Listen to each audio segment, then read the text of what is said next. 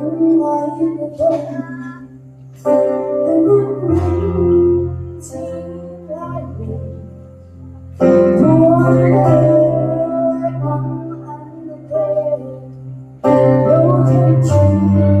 mong sẽ để nghe đi không chịu đời xa có lòng vui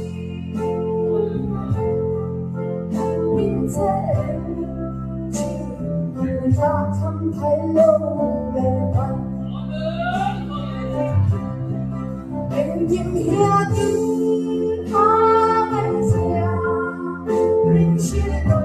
chỉ cùng hay xa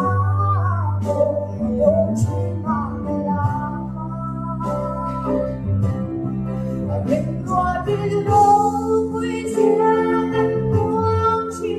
muốn tìm về tôi mà xưa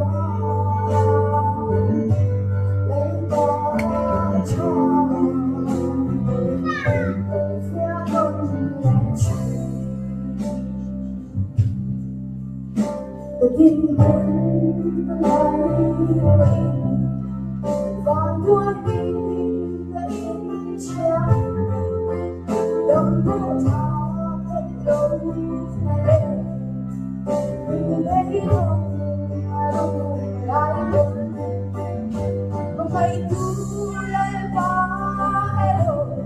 để làm ta áp ấy trong lại in ra trong đâu mà hay hiện đời đâu em nhìn nhà những hoa anh theo em chia đôi chỉ cùng hay xa đôi chỉ mang là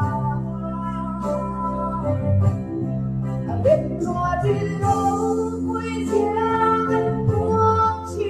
muốn thiên đời đôi bằng xóa lên bỏ cho đời phía đông lên chỉ em nhìn theo những ai ra em chia đôi chỉ cùng hay xa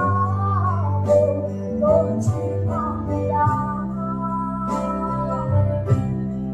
em qua đi đâu vui vẻ